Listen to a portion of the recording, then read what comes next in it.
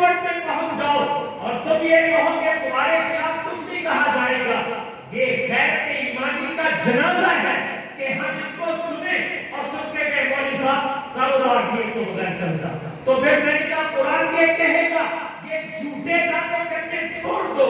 ماننا ہے تو پورے قرآن کو مانو، نہیں ماننا تو نکلو تم باہر، تاکہ پتہ چلے کہ تم اسلام میں نہیں ہو، کسی اور طرف چلے گئے۔ اس لیے میں آپ حضرات سے درخواست کرتا ہوں کہ دیکھیں یہ ایمان کا مسئلہ ہے، یہ کوئی ضد کا مسئلہ نہیں، یہ کوئی سیاسی مسئلہ نہیں، بہت معذرت، ہم اس کو سیاسی نہ بنائیں، ضد کا نہ بنائیں، یہ میرے ایمان کا مسئلہ ہے کہ اگر میں گدھے کتے خنزیر کو حرام سمجھتا ہوں تو میرے اللہ نے سود کو بھی وہ حرام کیا ہے، اگر وہ گدھے کی صورت میں آئے تو حرام، جب پیسے کی صورت میں آ جائے پھر حرام ہو جاتا ہے، نہیں بھائی پھر بھی وہ حرام ہے۔ اس پہ احتجاج کرنا، احتجاج ریکارڈ کرنا،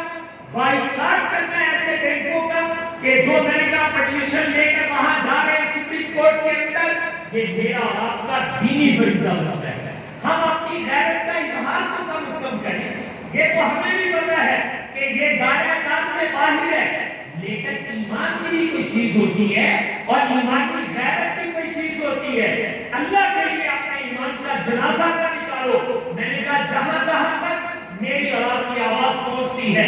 آپ ان اداروں سے وابستہ ہیں، اپنے پیسے نکلوا دیجیے، ان کو پتہ چلے کہ صاحب ہمارا یہ رویہ ہماری عوام کو ناپسند ہے، تو میں نے کہا اگر کسائی کرے کتے کا گوشت یا مرے ہوئے کسی اور جانور کا تو سارے لڑا لڑا کر دو، اور اگر کوئی سود کھلائے تو تم چھپ کر کے بیٹھ جاؤ، اس لیے میں نوٹ ڈاؤن لے لیں، تو میاں جس اللہ نے اس کو حرام کیا اسی نے چھوٹوں کو بھی تو حرام کیا۔ اس لیے حلال اور حرام کا معاملہ ہم ہزار بار گناہگار صحیح، بدعمل صحیح، لیکن حرام خور نہ بناؤ، اپنی نسل کو حرام پر خدا کے لیے نہ لگا کے ڈالنا، اگر اپنی نسل کو حرام کھلاؤ گے تو یاد رکھنا حدیث میں آتا اللہ تعالیٰ عبادات بھی قبول نہیں کرتے۔ رسول پاک صلی اللہ علیہ وسلم نے فرمایا مجھے معراج کے موقع پر دکھایا گیا، بعض لوگوں کے پیٹ ایسے تھے جیسے بڑا مکان ہوتا، اتنے بڑے بڑے پیٹ، اور ان کے اندر سانپ بچھو اندر چلتے ہوئے مجھے دکھائی دے رہے۔ میں نے جبریل سے پوچھا یہ کیا چکر ہے؟ تو جبریل علیہ السلام نے عرض کیا یا رسول اللہ یہ وہ لوگ ہیں جو سود استعمال کرتے تھے، یہ سود ان کے پیٹوں میں سانپ اور بچھو بن کے پھر رہا ہے اور ان کے پیٹوں کو اتنا بڑا بڑا بنا دیا۔ اور ایک روایت میں آپ نے فرمایا کہ میں نے دیکھا کہ جو ہے خون کی ندی ہے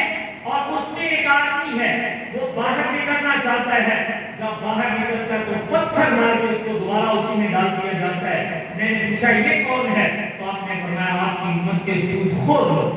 ان کو اسی طریقے چونکہ سود اس کی حقیقت صرف ایک لفظ میں کہوں تو اس کی حقیقت یہ ہے کہ معاشرے کا خون چوس لو، یہ معاشی خون چوسنے کی ایک مشین ہے کہ جس سے معاشرے کا خون چوسا جاتا ہے تو اللہ تعالیٰ اس کے مطابق سزا دیتا ہے۔ اور تیسری چیز جس کو رسول پاک صلی اللہ علیہ وسلم نے فرمایا تھا کہ جب کوئی معاشرہ اور سوسائٹی وہ سود میں چلی جاتی ہے، اللہ تعالیٰ وہاں گرامی جس کو بے اور آپ مہنگائی کہتے ہیں، اللہ تعالیٰ ان پر مہنگائی کا عذاب مسلط کر دیتے ہیں۔ تو یاد رکھیے گا یہ ایک نحوست کی چیز ہے، میں نے صرف آپ کو سادہ سی مثال دی ہے، بھئی کسائی حرام کا گوشت لے آتے تے روڑا مار دیتے ہو، تو ان بینکوں نے جو کرتوت کیا ہے اس میں چپ کیوں ثانی ہوئی ہے، اس میں کیوں نہیں بولتے ہو؟ اس پہ بولنا نہیں ہے اور آپ کا فرض ہے تاکہ ہم اللہ سے شروع ہو سکے کہ باری تعالیٰ ان لوگوں نے یہ کام کیا تھا تو ہم نے ان کے خلاف آواز اٹھائی، ہم نے ان سے سوشل بائیکاٹ کیا تھا، اپنی حقوق نکال کر اور بینکوں میں لے گئے تھے تاکہ ان کو پتا چلے کہ تم کون ہوتے ہو جو ہمارے ایمان کا کھلواڑ کرنا چاہتے ہو اور پٹیشنیں لے کر وہاں جاتے ہو۔ تو میں نے کہا یہ رد عمل یہ ہر زبان پہ آنا چاہیے اور اپنے ماحول کے اندر یہ کہنا یہ بات کرنے کی فریضہ بنتا ہے، اس لیے اس فریضے کو بھی بھرپور انداز میں ادا کیجیے اور اس کو حرام سمجھیے اور مالک سے کہیے کہ مالک جس چیز کو تو نے حرام کیا ہے ہمیں اور ہماری نسلوں کو اسے محفوظ کرنا۔ حق تعالیٰ سے دعا ہے کہ حق تعالیٰ مجھے آپ کو کرنے کی توفیق